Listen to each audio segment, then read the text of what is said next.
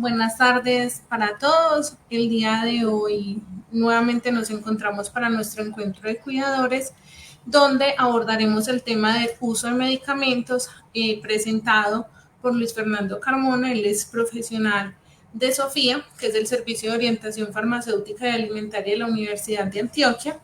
Entonces le damos la bienvenida a Luis para que el día de hoy nos cuente sobre ese uso de medicamentos en el hogar de manera adecuada. Recuerden, familias y personas externas a nuestro hospital, diligenciar la asistencia, ¿cierto?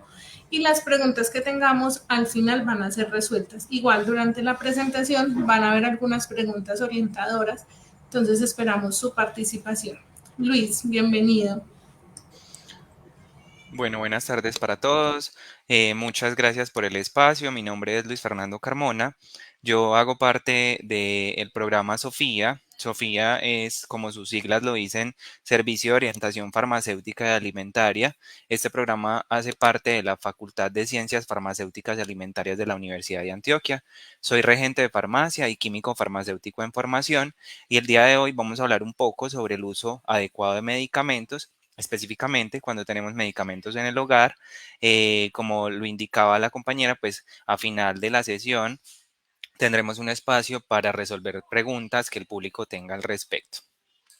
Entonces, para dar inicio a esto de manera introductoria, eh, vamos a empezar con la primera diapositiva. Un momento.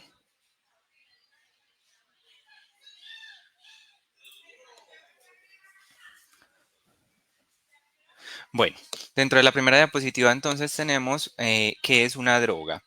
Tenemos que coloquialmente llamamos medicamentos o drogas a lo mismo, pero son dos cosas de manera diferentes. Hablando específicamente de sustancias lícitas, ¿cierto? Una droga es una sustancia que es la que nos va a ocasionar el efecto terapéutico dentro del medicamento. Normalmente estas sustancias cumplen con una actividad farmacológica o otro efecto directo en el caso de diagnóstico, curas o mitigación en el tratamiento o prevención de las enfermedades. Puede ser una sustancia únicamente o puede ser una mezcla de varias sustancias en una forma farmacéutica. El medicamento como tal entonces está compuesto o estaría compuesto por ese principio activo o coloquialmente llamado también droga, que es el encargado, como decía, de ocasionar el efecto terapéutico del medicamento. Tiene unas sustancias auxiliares, las cuales llamamos como sustancias acompañantes del medicamento o excipientes también lo llamamos. Estas sustancias nos ayudan a generar la forma farmacéutica del medicamento, nos ayudan en la administración del mismo, nos ayudan a la liberación del mismo y tenemos una forma farmacéutica que, como ya muchos sabemos, las formas farmacéuticas pueden ser de diferentes tipos dependiendo la vía de administración a la cual esté el medicamento. Bueno, ¿qué son los principios activos entonces? Como lo decíamos, es quienes causan los efectos benéficos para la salud en el momento en que consumimos un medicamento. Por ejemplo, en el caso del acetaminofén, el principio activo de la tableta o del jarabe en este caso, es el paracetamol y es el que se va a encargar de generar el efecto analgésico en el paciente cuando consume el medicamento. ¿Qué diferencia tenemos entre medicamento comercial y un medicamento genérico? El medicamento genérico es, digamos, el principio activo con su nombre tal cual, como sale en el mercado. La marca comercial es una marca específica o un registro sanitario otorgado a un fabricante en específico, único para ese fabricante. Los dos hacen el mismo, digamos, el mismo efecto terapéutico. ¿Qué se puede diferenciar en ambas formulaciones? Se podría diferenciar esos excipientes o esas sustancias auxiliares que acompañan el principio activo y que generalmente nos pueden dar mejores absorciones del medicamento, una mayor podría generar una mayor efectividad justamente por su liberación, por su absorción y demás, pero tienen el mismo medicamento, es decir, el mismo principio activo. Lo que nos va a cambiar entre una marca comercial y un genérico es, como les decía, en muchas ocasiones las sustancias auxiliares. Normalmente los medicamentos, cuando no son genéricos, que tienen marcas comerciales, se les da una patente de producción y cuando pasa los años que le otorgan a esa patente, otros fabricantes pueden adaptar o copiar, por decirlo así, esta formulación y sacar su propia marca. Bueno, ¿qué hace el medicamento en nuestro cuerpo y cómo viaja ese medicamento para, digamos, generar ese efecto farmacológico y alcanzar el objetivo terapéutico? El medicamento pasa por diferentes etapas en nuestro organismo, las cuales normalmente las conocemos como LADME. Por sus siglas está liberación, absorción, distribución, metabolismo y eliminación. ¿Qué pasa en cada una de esas fases por las que pasa el medicamento? Entonces, en la fase de liberación tenemos que el principio activo se separa de las demás sustancias auxiliares que lo componen en la forma farmacéutica para que pueda ser absorbido. Únicamente digamos que en este caso, las formas farmacéuticas que son orales son las que se generan esa liberación. Algunas liberaciones pueden ser modificadas. Más adelante vamos a hablar un poquito sobre ese tipo de formulaciones. La segunda etapa que tiene el medicamento es la absorción. La absorción es el paso del medicamento al torrente sanguíneo para que pueda, digamos, generar ese efecto terapéutico a nivel sistémico. Las vías de administración que normalmente se conocen, tenemos la vía oral, la vía intravenosa, la vía inhalatoria, tópica y entre otras. El tercer paso sería el paso de distribución. Este paso es donde el principio activo va a circular por la sangre, llega a los órganos y los tejidos y allí es donde va a ejercer su acción terapéutica. El metabolismo tiene, digamos, dos fases dependiendo del tipo de medicamento. Puede ser que en la fase del metabolismo se dé una activación de algunos complejos del medicamento para que se pueda dar ese efecto terapéutico.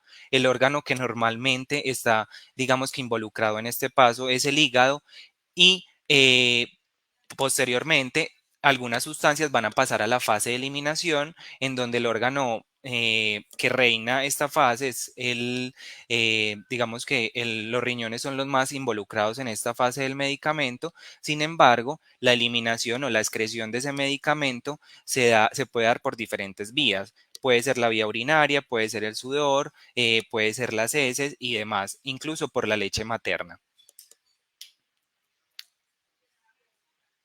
Bueno, en el mercado tenemos diferentes formas farmacéuticas. Estas formas farmacéuticas, como les decía, es el complejo del principio activo con aquellas sustancias auxiliares y es la que nos va a determinar la vía de administración por donde el medicamento va a ser administrado o tomado por el paciente. Dentro de las formas farmacéuticas tenemos las formas farmacéuticas sólidas, semisólidas, gaseosas y líquidas. Dentro de las sólidas tenemos las cápsulas, los comprimidos, los polvos, los granulados, los liofilizados, los óvulos y las píldoras. Dentro de las semisólidas tenemos las pastas dérmicas, las cremas, los ungüentos, los geles, las pomadas y normalmente la vía de administración de estas formas farmacéuticas es la tópica. Dentro de las gaseosas tenemos gases medicinales, espumas, nebulizadores, inhaladores y aerosoles. Y en las líquidas tenemos soluciones, jarabes, gotas, emulsiones y demás. Es importante hacer una salvedad en este tema y es, tenemos que saber debemos conocer la forma farmacéutica de nuestros medicamentos para saber por qué vía por qué vía es su administración, ¿cierto? Para que no nos vaya a pasar que de pronto tener un medicamento y lo administremos por una vía que realmente no es, no solo no nos puede ocasionar un fallo terapéutico, es decir, no solo nos puede ocasionar, en este caso, que el medicamento no cumpla con su objetivo terapéutico, sino que además nos puede generar reacciones adversas al mismo. Entonces debemos conocer muy bien los tipos de medicamentos que tenemos formulados, cuáles son su forma farmacéutica y de qué manera lo vamos a administrar.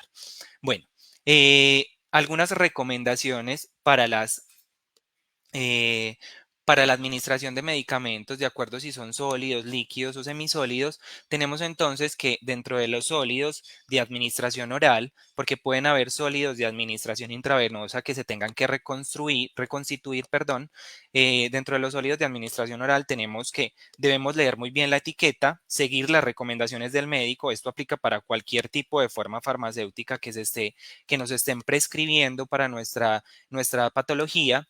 Las tabletas, las grajeas y las cápsulas no pueden, deben tomarse con abundante agua para facilitar la deglución de las mismas. Hemos encontrado algunas prácticas donde los pacientes se administran los medicamentos o se toman los medicamentos con muy poca agua o incluso el medicamento sin ningún tipo de líquido. Esto no nos favorece la liberación del fármaco. Entonces, farmacocinéticamente no nos favorece, por lo tanto, se debe tomar preferiblemente con un vaso completo de agua. ¿Qué no se debe hacer? Las formas farmacéuticas sólidas no se deben triturar, partir o masticar siempre y cuando la forma farmacéutica no sea para este fin o sea de liberación modificada. Más adelante, como les decía, vamos a hablar un poquito sobre cuáles son esos tipos de formas farmacéuticas de liberación modificada. Si son sublinguales, si son comprimidos recubiertos, que normalmente la caja o el empaque del medicamento nos lo dice de esa forma, lo ideal es no triturarla ni masticarla porque en estos recubiertos generalmente el fabricante hace este tipo de películas para evitar malos olores o malos sabores. Entonces, pues esto nos generaría dificultades y hay que tener en cuenta que estas dificultades en el momento de tomar el medicamento nos va a generar que nos afecte la adherencia del tratamiento. Entonces podemos incurrir en fallos terapéuticos o en lo que conocemos como que el no cumplimiento del objetivo terapéutico. Se deben ingerir directamente las formas farmacéuticas efervescentes. Esto tampoco se puede hacer, ingerir directamente las formas farmacéuticas efervescentes, es decir, no aplicarlas en agua. Esto nos generaría problemas y tampoco se deben extraer los líquidos de las cápsulas blandas o los polvos o granulados de las cápsulas, y menos, nuevamente reiteramos, si la forma farmacéutica indica que es de liberación modificada. Para el caso de las líquidas de administración oral, siempre se debe utilizar jeringas o tazas dosificadoras donde midamos exactamente la cantidad que vamos a administrar o a tomar del medicamento. Normalmente lo hacemos con cucharas, pero esta práctica no es recomendable. ¿Por qué? Porque las cucharas no son universales, los tamaños no son universales, hay diferentes tipos de cucharas, entonces es difícil en una cuchara medir la cantidad que nos prescribe el médico.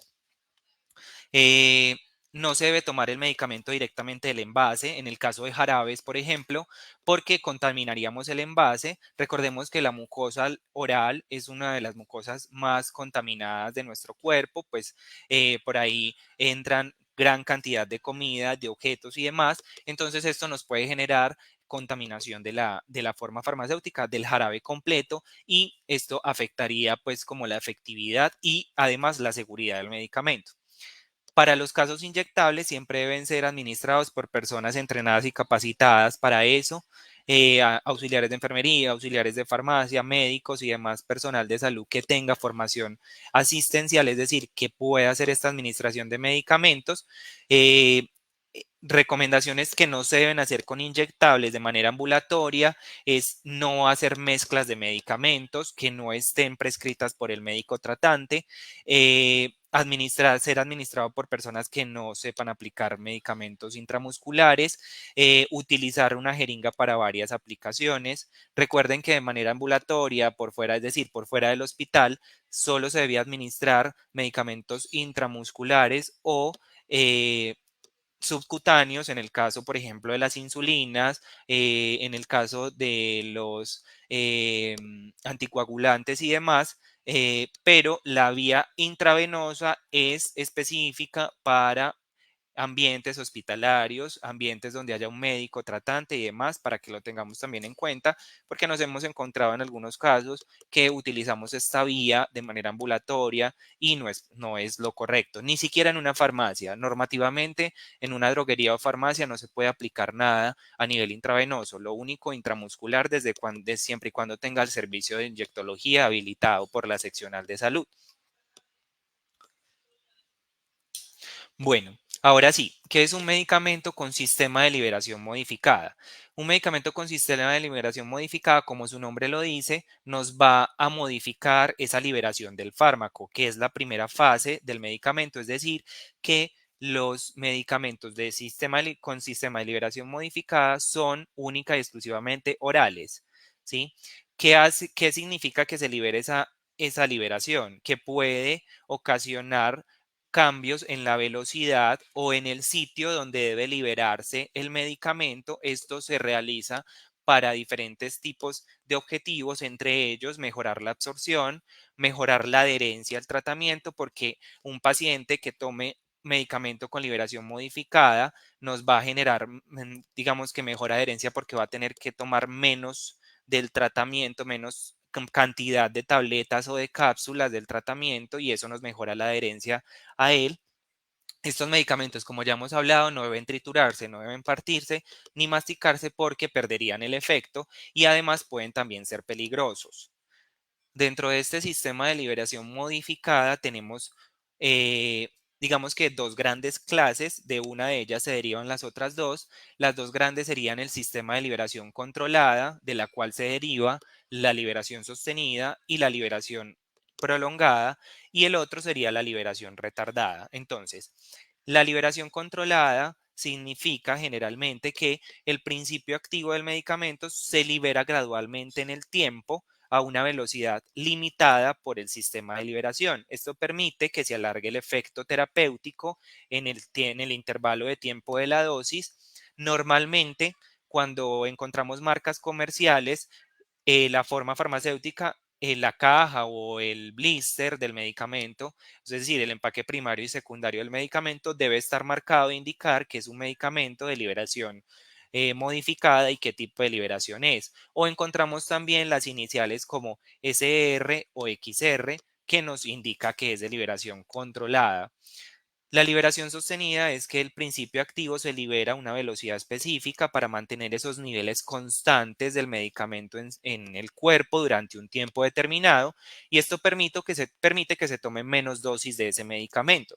Mientras que la liberación prolongada es que a una dosis, cuando el paciente toma el medicamento, se libera una dosis suficiente para producir un efecto, pero el medicamento continúa liberándose de manera lenta y necesaria para mantener esas dosis basales o esas dosis en el sistema del paciente para ser más eficaz durante un cierto determinado tiempo.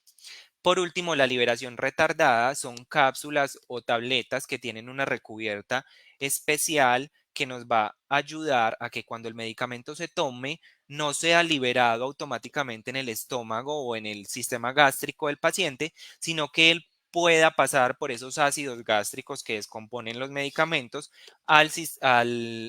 normalmente al intestino delgado, se libera casi siempre en el duodeno, y esto nos ayuda a que aquellos de pronto sustancias que no se pueden liberar en un medio ácido como es el estómago, sino que necesitan otro tipo de medio, se puedan liberar sin que nos afecte esa liberación y obviamente pues la eficiencia del medicamento.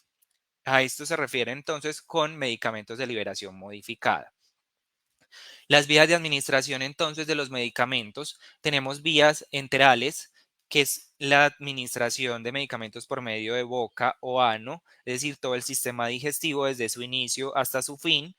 La vía parenteral, que es la administración directa en vena de paciente.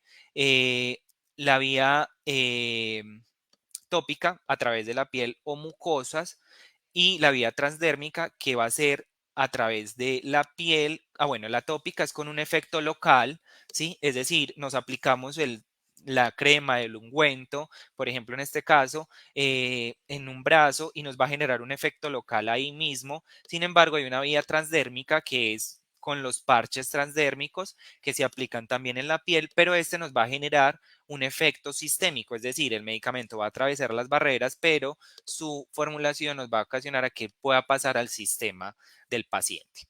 Dentro de la vía enteral, entonces tenemos oral, sublingual y vía rectal. Dentro de la parenteral tenemos la intravenosa, la intramuscular y la subcutánea. Eh, Dentro de la tópica tenemos nasal, oftálmica, ótica, vaginal y cutánea. Y la transdérmica, pues ya les expliqué que es mediante parches que van a liberar ese medicamento, pero que el medicamento no se va a quedar en el sitio de aplicación del parche, sino que va a viajar por el sistema general del paciente. Bueno, importante, ¿qué debemos revisar en una fórmula médica cuando tenemos una prescripción? Eh, Cada vez que vayamos al médico, hay una normatividad, ¿cierto? Ya hay una normatividad establecida donde nos indica qué ítems debe tener una fórmula médica, pero sin embargo ustedes deben revisar siempre sus prescripciones, aunque en ocasiones no entendamos, aunque en ocasiones se nos dificulte, no es solamente trabajo del médico, que es quien prescribe, o de la farmacia o droguería, que es quien dispensa, sino también de nosotros como usuarios, como pacientes, verificar que la fórmula pertenezca a nosotros, que nuestros datos estén correctos, verificar qué medicamentos nos mandaron. Siempre debe estar el medicamento, el nombre del medicamento, generalmente debería estar en denominación común internacional, es decir, el nombre en genérico del medicamento, debe tener una concentración, debe tener una forma farmacéutica y debe tener una vía de administración, es decir, la fórmula nos debe indicar claramente cuánto medicamento nos mandaron, es decir, cantidad, nos debe indicar por cómo nos los vamos a tomar, es decir, de qué vía pertenece el medicamento, cuáles son las dosis de administración del medicamento, cada cuánto y en qué intervalo de tiempo, por cuántos días. Entonces, esto deben ser a grandes rasgos las cantidades de ítems que debe tener una fórmula médica, ¿sí? Y que deben ser verificados no solamente como lo indicaba por el médico que prescribe o por la farmacia que dispensa, sino también por ustedes como paciente. Lo ideal es que ustedes como paciente siempre tengan a la mano su fórmula médica para que los medicamentos sean tomados de la forma correcta, ¿sí?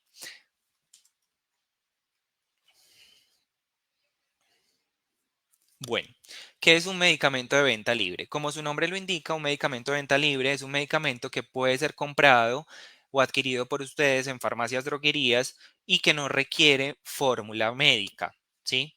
Estos medicamentos son medicamentos que pueden estar destinados a tratamientos o alivios de algunos síntomas o signos de enfermedades que son enfermedades reconocibles fácilmente por los usuarios como las gripas, la diarrea, el estreñimiento, el dolor, ¿sí?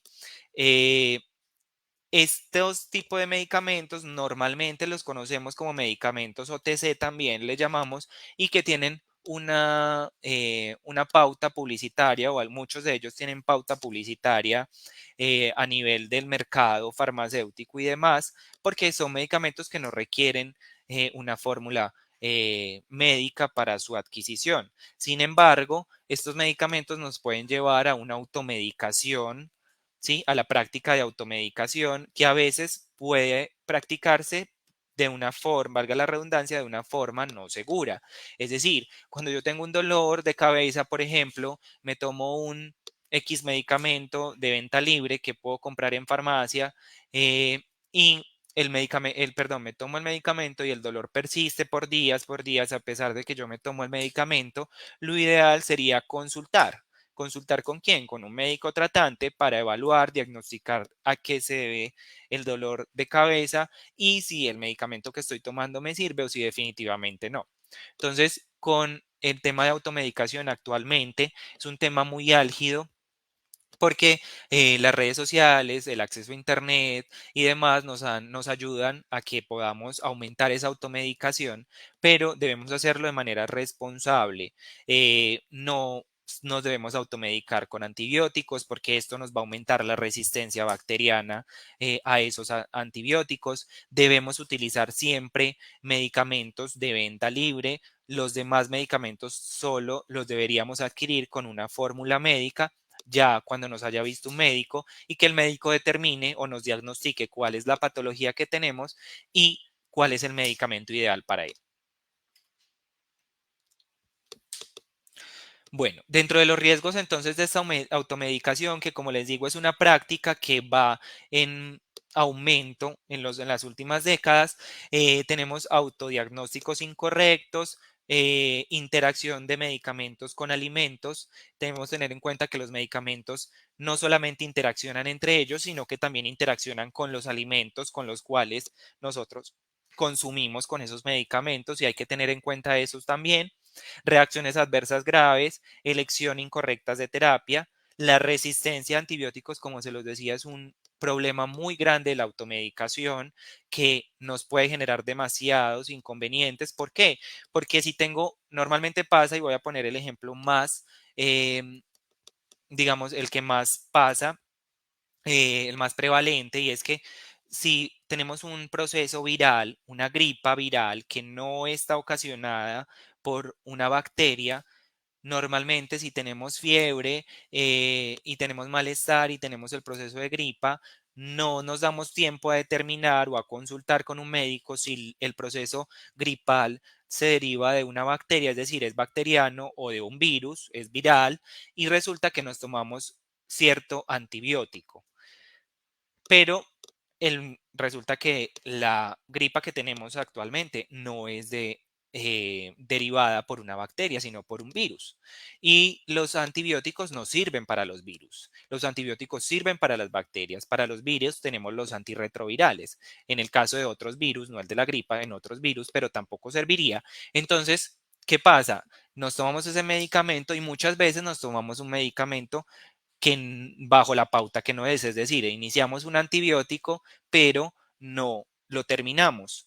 Eso también es una mala práctica con los antibióticos, que nos va a aumentar la resistencia. Es decir, si yo no termino el medicamento o si me expongo al medicamento, al antibiótico en este caso, y no lo necesitaba, mis microorganismos internos, nuestros microorganismos normales del cuerpo, pueden empezar a generar resistencia a esos medicamentos y el cuerpo en general resistencia a ese antibiótico y cuando vuelva a necesitar en un caso de infección confirmado, puede que ese medicamento no nos sirva. Actualmente esto es una problemática muy grande, ya hemos tenido muchos casos a nivel mundial, incluso a nivel de país y a nivel departamental, donde tenemos pacientes que están diagnosticados con una bacteria multiresistente, es decir, no le sirven muchos medicamentos y se ha determinado por medio de estudios que esta resistencia se ha adquirido justamente por automedicación, por mala práctica en la automedicación de este tipo de medicamentos.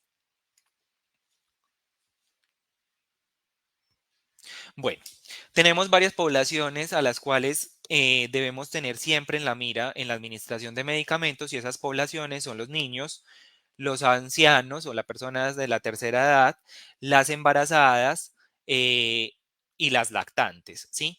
¿Por qué? Porque estas poblaciones son poblaciones de alto riesgo que los medicamentos hay que evaluar, o sea, deben ser evaluados siempre por médicos para que evitar cualquier complicación, evento adverso a la misma. Iniciando entonces con el uso de medicamentos de niños, algunas recomendaciones que debemos tener con ellos es, siempre se debe elegir la formulación adecuada y siempre debe ser mediante una prescripción médica. La práctica de automedicación no puede ser en niños, lo ideal es que no se debe hacer en niños porque los organismos de los niños tienen un comportamiento diferente a los de los adultos y son propensos a reacciones adversas a los medicamentos. Se debe consultar siempre con sus farmacéuticos o en sus farmacias droguerías si se puede triturar o no la tableta para no ir a dañar, en caso de tabletas, para no ir a dañar la forma farmacéutica del medicamento.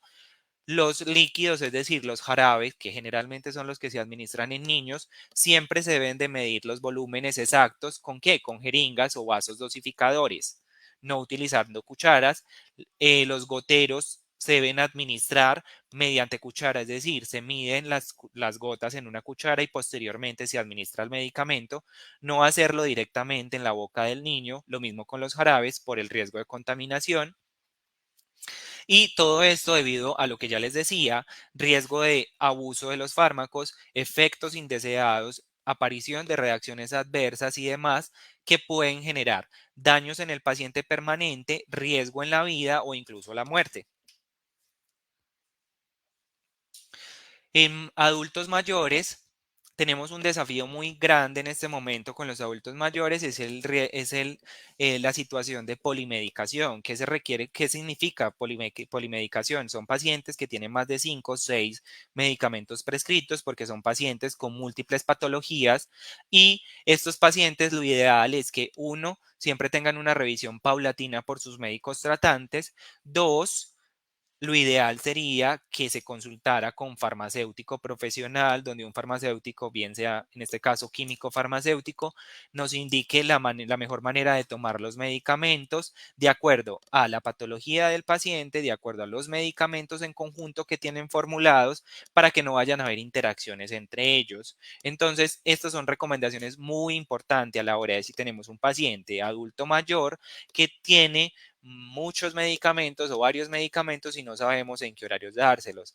Muchas veces, por salir, digamos que rápido de la situación, damos todo junto en la mañana, en la noche, dependiendo como nos haya dicho el médico, pero a la hora de la verdad, cuando vemos, pasa que hay medicamentos que reducen su efectividad el uno al otro cuando se administran de manera concomitante o que incluso están contraindicados para administrar entre sí por sus interacciones. Entonces, lo ideal es consultar siempre en estos casos con un profesional, en este caso un químico farmacéutico o el médico tratante. Bueno, algunas recomendaciones entonces es hagamos una lista de esos medicamentos y guardemos una copia. Muchas veces el paciente llega a consulta y no sabemos, ni el familiar ni el paciente sabe cuál es toda la cantidad de medicamentos que toma.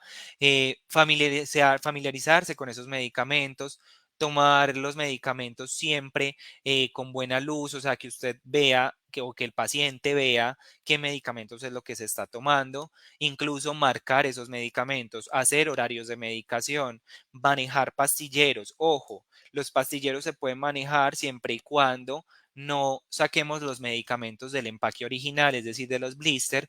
Lo mejor es partir los blister y guardarlos en el pastillero con ese empaque primario, porque si los guardamos ya abiertos nos puede generar problemas con humedad, temperatura y demás, que más adelante vamos a hablar de ellos. O la luz también, algunos medicamentos son fotosensibles.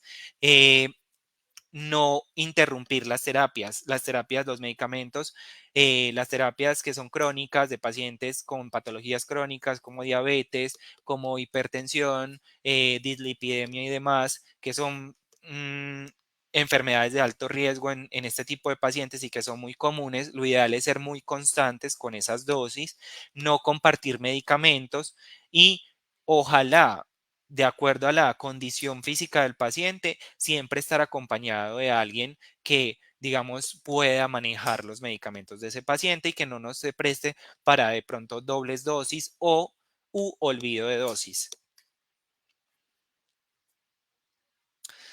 Bueno, ¿dónde podemos encontrar información confiable de los medicamentos? Pues inicialmente en Colombia tenemos el Instituto Nacional de Vigilancia de Medicamentos y Alimentos, el INVIMA, ¿cierto?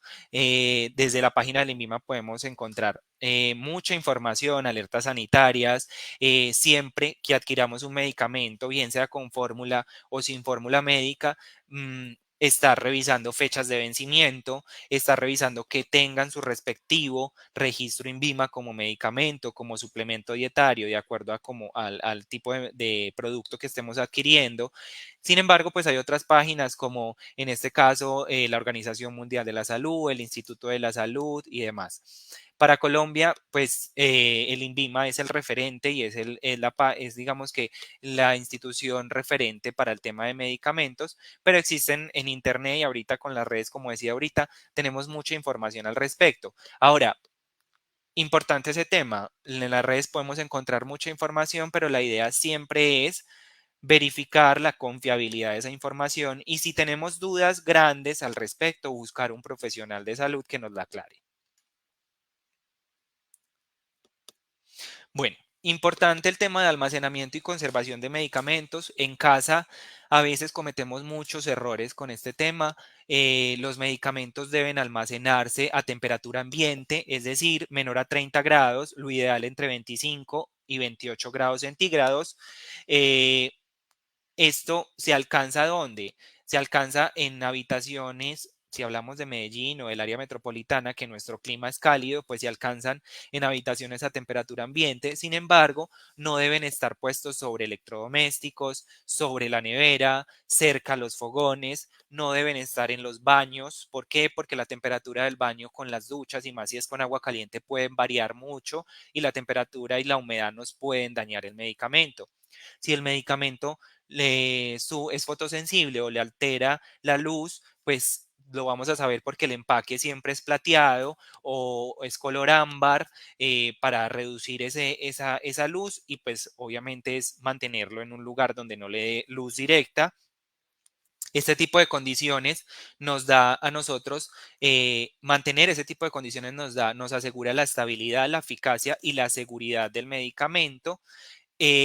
Para medicamentos termosensibles, es decir, medicamentos que requieren cadena de frío, como por ejemplo la insulina, deben almacenarse en una temperatura aproximada entre 2 y 8 grados centígrados. Ojo, no en el congelador, no en la puerta de la nevera. ¿Por qué? Porque la temperatura en la puerta de la nevera varía porque todo el tiempo se está abriendo, entonces lo ideal es mantenerlo. Si vamos a guardarlo en la nevera, mantenerlo en un lugar digamos que en la mitad de la nevera, que no tenga contacto con alimentos, muy importante. Por ejemplo, en el caso de las insulinas, una recomendación muy buena es tener las insulinas en una coca o en un recipiente que lo aísle de los demás productos de la nevera para evitar contaminación cruzada y demás.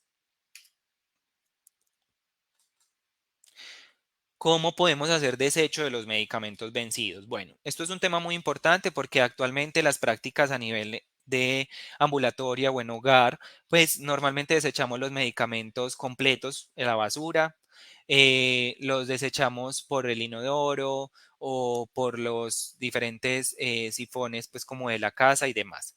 Debemos tener en cuenta que que los medicamentos son sustancias principalmente químicas que no solo pueden generar un daño para nosotros, sino para el medio ambiente. Y que todo lo que enviamos o desechamos por los sanitarios o por el acueducto y demás, pues va a viajar a dónde? A las afluencias de ríos y luego a los mares, luego al océano y así sucesivamente. Vamos a contribuir a la contaminación, vamos a contribuir pues obviamente al daño en animales acuáticos o quien beba del agua, incluso a poblaciones humanas donde de pronto agua residual lleguen y sea consumido. Entonces lo ideal es que los medicamentos vencidos sean entregados siempre a instituciones que cuenten con desecho de medicamentos, como por ejemplo el Punto Azul.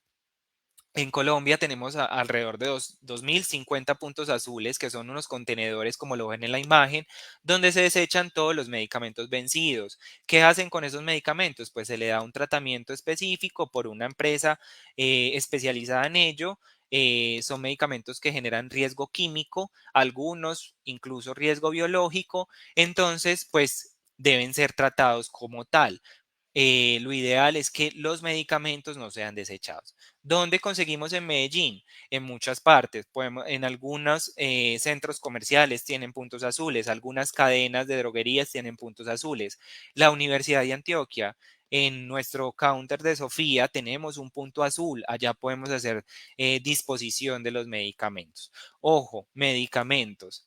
En el caso de elementos cortopunzantes, agujas, jeringas y demás, tienen un tratamiento diferente y hay que buscar una droguería con inyectología que maneje guardián y maneje riesgo biológico, un hospital donde se pueda desechar. ¿Por qué? Porque tampoco se pueden desechar a la basura, porque este tipo de residuos nos pueden generar riesgo al señor que recoge la basura y transmitir infecciones y demás.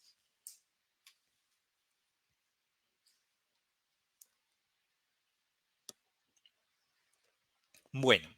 Dentro de algunas preguntas frecuentes que hacemos o que nos hacen cuando hablamos de este tema de uso seguro de medicamentos, ya para finalizar, tenemos qué significa cuando el médico me dice que me tome el medicamento en ayunas. Entonces, vamos a hacer una claridad frente a eso, porque muchas veces cuando el médico en la consulta nos dice la forma en que vamos a tomar los medicamentos, digamos que por el tiempo y demás, no hay explicaciones extensas frente a esto. Entonces, cuando el medicamento le dice que tome el medicamento antes de las comidas, lo que debe hacer es que debe tomar ese medicamento 45 minutos antes de comer, ¿sí? Si el médico le indica que se tome el medicamento después de las comidas, debe ser 45 minutos después de comer. Cuando hablamos de medicamentos en ayunas, no únicamente se refiere a medicamentos cuando usted recién se levanta, no ha tomado nada y está lo que llamamos en ayunas. No, un ayuno puede hacerse en cualquier hora del día. ¿Qué significa tomar medicamento en ayunas? Es tomar el medicamento una hora antes del desayuno. Sí, perdón, disculpen. El ayuno es en la mañana, el que se puede hacer en cualquier momento es con el estómago vacío, que es diferente. El ayuno es único y exclusivamente en la mañana y es donde entonces debemos tomar el medicamento una hora antes del desayuno. Pero cuando tenemos el estómago vacío, cuando el médico nos indica que se tome el medicamento con estómago vacío, ahí sí puede ser a cualquier hora del día, sin embargo, no debe estar en ayunas, puede ser a cualquier hora del día, usted puede estar con su estómago vacío a cualquier hora del día, pero debe garantizar que el medicamento se tome una hora antes o 2 horas después de haber ingerido algún alimento, ¿sí? Estos tiempos están establecidos de acuerdo a los vaciamientos gástricos y llenado además del estómago en este caso. Entonces, esto es lo que debemos hacer cuando el médico nos indica que el medicamento debe ser tomado antes o después o en ayunas o con estómago vacío. Otra pregunta es, ¿qué significa que un medicamento no tenga registro en VIMA? Entonces hablábamos de que cuando eh, compremos o adquiramos un medicamento, siempre le vamos a revisar la fecha de vencimiento, le vamos a revisar su registro INVIMA. El registro INVIMA es digamos, el aval que le da en este caso el mayor instituto, la mayor entidad reglamentaria y regulatoria y demás adscrita al Ministerio de Salud, en este caso el INVIMA, y le va a dar ese aval a ese fabricante que el medicamento es seguro, que el medicamento es eficaz, que el medicamento está bien constituido y demás, de acuerdo a toda la cantidad y proceso administrativo que debe hacer un fabricante para que le den un registro en VIMA. Cumple con todos los estudios, ¿sí? Estudios posteriores, estudios anteriores de su comercialización y que garantiza que ese medicamento es especialmente seguro para ese paciente, ¿sí?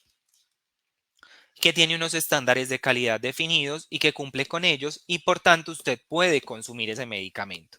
Recuerden que los únicos medicamentos que de pronto no tienen registro INVIMA son los vitales no disponibles, es decir, que son medicamentos que no se producen aquí en el país, que deben ser traídos de otro sitio. Incluso se debe hacer para este tema un trámite con el mismo INVIMA para autorización de ingreso. Pero estos medicamentos pues no se consiguen a nivel ambulatorio, es decir, todo lo que ustedes les entreguen en farmacia, refiriéndonos a medicamentos, a suplementos dietarios, a fitoterapéuticos, a cosméticos y alimentos, deben tener su registro en VIMA. Y esto es lo que les garantiza a ustedes que ese medicamento es seguro y que está bien almacenado, bien distribuido y bien fabricado. ¿Qué debo hacer cuando olvidé tomar mi medicamento? Bueno, esto es un tema álgido porque debemos saber primero qué tipo de medicamento es, pero lo ideal es que no se deben tomar dobles dosis para reemplazar la anterior, ¿sí? Debemos ser muy cumplidos con la adherencia al tratamiento, es decir, tratarlo de tomar a las horas específicas que es, si nos dicen 24 horas, es 24 horas o cercano a la hora, ¿sí? Porque esto nos va a garantizar que el medicamento cumpla y que se alcance ese objetivo terapéutico que el médico se está proponiendo, ¿sí?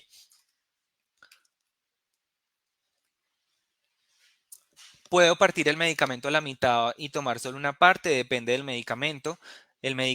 Si el medicamento es tableta normal, se puede hacer siempre y cuando no sea, como les indicaba anteriormente, de liberación modificada. Siempre revisar esas formas farmacéuticas, revisar si no tiene una recubierta, porque si tiene una recubierta nos va a afectar la liberación igualmente o nos va a saber diferente. Debemos de tener muy en cuenta qué tipo de medicamento estamos tomando y si se puede o no partir. Eh, Preferiblemente, digamos que fraccionar los medicamentos cuando la tableta venga con su ranura para la fracción, ¿cierto? Porque esto nos garantiza que el laboratorio fabricante nos está diciendo que el contenido de la tableta es uniforme alrededor de la misma y que si me tomo una u otra parte, pues voy a tener aproximadamente, no es algo exacto, pues claramente, pero aproximadamente una misma dosis. Cápsulas no se pueden fraccionar claramente, a no ser que sean cápsulas duras y que no tengan ningún tipo de modificación en la liberación. Se puede morder el medicamento antes de ingerirlo, depende. Si el medicamento es masticable, se puede hacer. Sin embargo, si no lo es, no es lo ideal ni morder ni triturar, por lo que ya hemos explicado. Además, porque esto nos afecta el mecanismo de liberación del medicamento. Incluso, pues, puede afectar su efecto finalmente. Si un medicamento es bueno para mí, le sirve a otra persona, los medicamentos normalmente funcionan de la misma forma en o sea, digamos que el mecanismo de acción del medicamento viene siendo el mismo, sin embargo, depende del organismo en el que se esté aplicando el medicamento. Entonces, debemos tener mucho cuidado con esto porque muchas veces recomendamos medicamentos porque a mí me sirvieron, pero no estamos teniendo en cuenta las condiciones del paciente, el que le estamos recomendando, la condición patológica, su contextura, su masa corporal, bueno, todo lo demás. Entonces, por esto realmente debería ser siempre prescrito por médico tratante. Si duplico la dosis del medicamento me aliviaría más rápido. Esto no es un mito. Realmente duplicar la dosis de medicamento nos puede generar un riesgo muy alto de sobredosificación, nos puede generar un riesgo muy alto de aparición de reacciones adversas y demás. Entonces, no es lo ideal. Tampoco reducir la dosis, ¿no? Hay que respetar la dosis que el médico tratante nos prescribió, la cantidad completa en los días completos. Los medicamentos pueden generar adicción. Bueno, no todos los medicamentos, no hablemos de adicción, ¿sí? Porque de pronto la palabra nos suena muy fuerte. Algunos medicamentos nos pueden generar dependencia por el uso prolongado o indebido de los mismos, ¿sí? Y en algunos casos, cuando son abusados, mucho más, ¿sí? Sin embargo, este tipo de medicamentos que generan dependencia, que generan sí, ese abuso o que están propensos al abuso por los síntomas que producen o por los efectos, perdón, que producen, deben ser siempre manejados por médico tratante. Y debemos saber y tener en cuenta qué medicamentos estamos consumiendo y cuál de ellos nos puede generar eh, una posible dependencia al mismo para manejarlo con mayor cuidado. Si me siento mejor después de unos días de tomar el medicamento, puedo dejar de tomarlos. Dejar de tomar el medicamento antes de tiempo podría afectar la condición del paciente. Nunca en antibióticos, como ya lo hemos hablado, nunca en retrovirales, incluso en pacientes con tratamiento crónico tampoco, ¿sí? Porque nos puede afectar la patología, el avance del paciente y demás. Entonces, es bueno que se sientan bien con el medicamento, es una muy buena señal, porque quiere decir que el medicamento les está generando efecto, que está siendo efectivo, que está alcanzando su objetivo terapéutico, pero se requiere de juicio de los pacientes para que se cumplan esos tratamientos. No suspendan los medicamentos hasta que su médico tratante no se lo indique. Incluso hay medicamentos, generalmente esos medicamentos que hablábamos en la diapositiva anterior, que pueden generar dependencia, no se pueden interrumpir abruptamente porque nos pueden generar un síndrome de abstinencia al mismo que nos traería complicaciones para el paciente.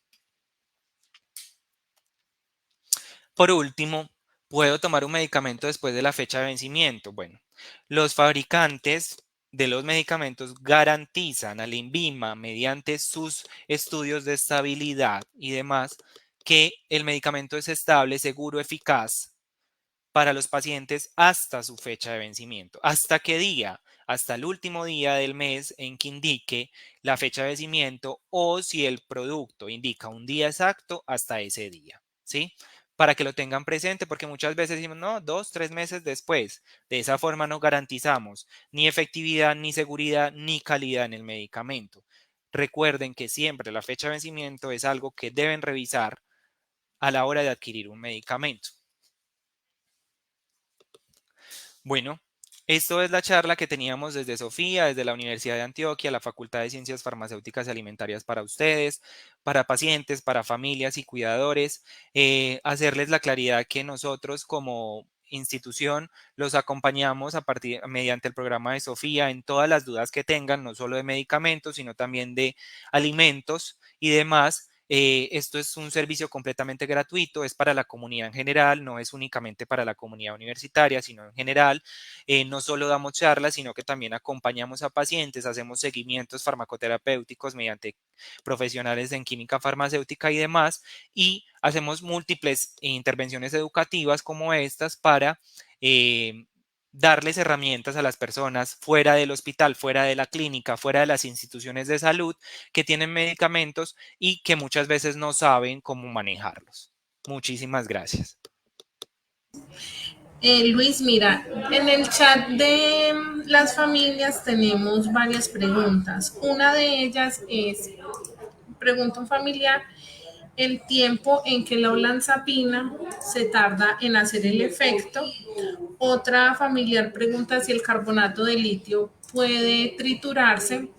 Y la última pregunta tiene que ver con el uso del clonazepam y para qué sirve, porque igual tiene conocimiento de que se puede usar de manera pues recreativa y genera dependencia. Bueno, Esas serían las tres preguntas que hay en el chat familiar. perfecto, muchas gracias. Vamos a empezar con la primera, con la última pregunta que me pareció la más importante, o mejor dicho, la más delicada, ¿cierto? De lo que tenemos percepción. Bueno, el clonazepam es un medicamento de control especial. El clonazepam lo podemos encontrar en gotas, solución oral, o lo podemos encontrar en tabletas. Em, es un medicamento que, como les digo, de control especial puede generar dependencia, ¿sí? Eh, entonces, realmente solo lo deberíamos adquirir o normativamente solo se podría adquirir por farmacias, droguerías que tengan avalado, que tengan habilitado el servicio de medicamentos de control especial y el paciente tenga una fórmula, no la fórmula normal. Aparte de la fórmula médica normal, deben tener un recetario de medicamento de control. Ese recetario de medicamento de control es un recetario que hace el médico tratante con su firma, con su sello, tiene un aval solamente, tiene una vigencia, perdón, de solo 15 días calendario y si no tiene ese recetario, no se le debería entregar. Entonces, ¿por qué? Porque hay que controlar ese medicamento, porque por algo se llama medicamento controlado, porque genera dependencia y demás. Entonces, uso recreativo no debería tener, solo uso terapéutico, ¿sí? Para las patologías que está indicado y bajo siempre prescripción y guía médica. Es un medicamento que genera dependencia, entonces normalmente no se puede administrar en dosis únicas. ¿Sí? Es el desmonte del mismo, es decir, cuando el medicamento lo vamos a retirar al paciente debe ser un desmonte paulatino, no puede ser un desmonte abrupto, porque también nos puede generar dependencia, adicionalmente que pueden generar efectos adversos que están, digamos que asociados al consumo del medicamento, como somnolencia, como efectos a nivel del sistema nervioso central que nos puede traer problemas. ¿Listo? Entonces es importante el tema con los medicamentos de control, con las fórmulas de medicamentos de control, solo se maneja por médico, ¿sí? Que es el médico el que prescribe y siempre, siempre para la dispensación se debe se debe presentar esa fórmula. O sea que si vamos a reclamar medicamento de control mensual, se debe presentar mensualmente la renovación de la fórmula. No se entrega por más de 30 días, ¿sí?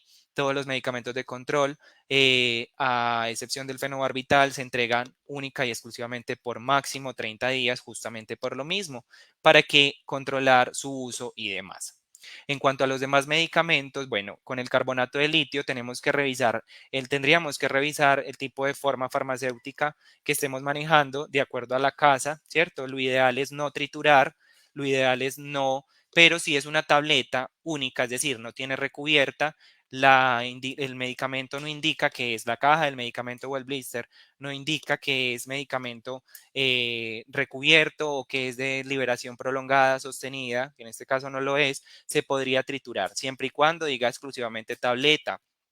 Ahora, importante, ojo con las dosis, porque cuando trituramos el medicamento, la dosis no la aseguramos, ¿sí? Entonces es muy importante saber eh, qué dosis estamos dando, qué dosis estamos administrando y en los casos muy específicos, muy lejanos, y esto lo deben consultar con su médico tratante, si hay que triturarlo, bien sea porque el paciente tiene problemas de deglución, porque el paciente, digamos que es de difícil manejo y no se toma los medicamentos, hay que consultarlo con el médico tratante porque uno, si vamos a ocultar el medicamento en un alimento, debemos saber en qué alimento, ¿sí? Porque lo ideal es que siempre se tomen los medicamentos con agua, que es el líquido universal, por decirlo así, para la toma de medicamentos y que nos asegura que no va a haber reacción con ella. Entonces, si vamos a triturar el medicamento para camuflar y poder dárselo a un paciente de pronto de difícil manejo, tenemos que mirar cómo se lo vamos a dar. Esto lo deben consultar con su médico tratante, ¿sí? Eh, y me podrías recordar, porfa, la última pregunta que se me olvidó, la de la clozapina, porfa. Sí, Luis, mira, no, era el tiempo en que la olanzapina Ah, se olanzapina. demora en hacer el efecto.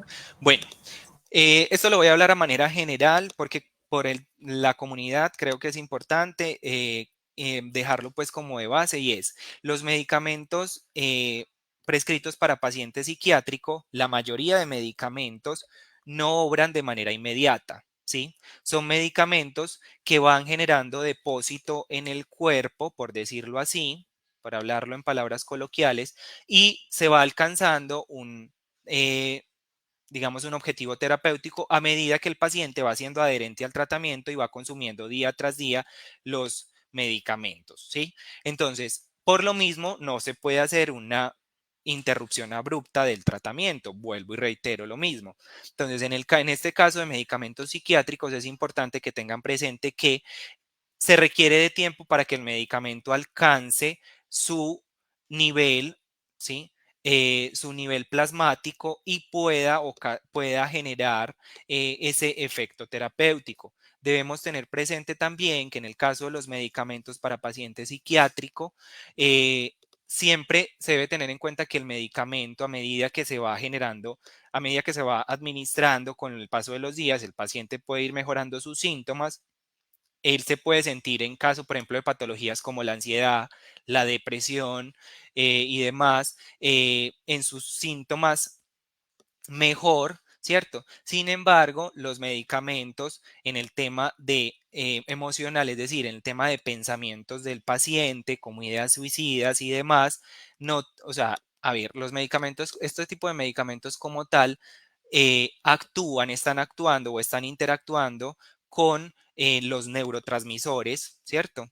Del paciente, o sea, con unas sustancias químicas que todos tenemos en el sistema, en nuestro cerebro y que nos van a determinar las emociones y comportamientos del paciente y demás. Entonces, él actúa de esta forma, sin embargo, en temas de pensamientos, para temas de ideas suicidas y demás, es difícil hacer un control de ello por el medicamento y se debe hacer un seguimiento exhaustivo en este tipo de pacientes con los objetivos terapéuticos, con las reacciones adversas. Este tipo de medicamentos también son medicamentos que generan y que pueden generar algunas reacciones adversas que son normales asociadas a la administración de ellas. Por ejemplo, somnolencia, por ejemplo, fatiga y demás, tipo algunos síntomas gastrointestinales, ¿sí? Pueden generar. Entonces hay que tener muy en cuenta y con este tipo de medicamentos y de pacientes hay que estarlos